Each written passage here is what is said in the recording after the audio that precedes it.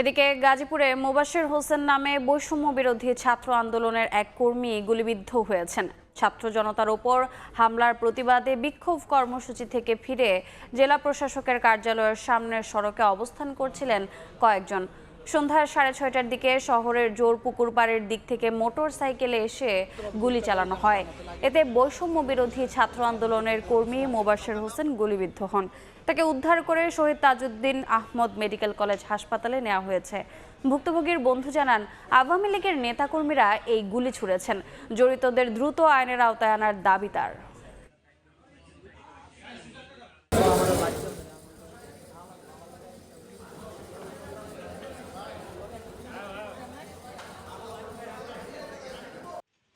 যে যার যার মতো বাসায় চলে যাবে এমন সময় ওরা এখান দিয়ে একটা মোটরসাইকেল নিয়ে এসে আমাকে অতর্কিতভাবে গুলিটা করে, যে আমার ডান হাতে লাগে।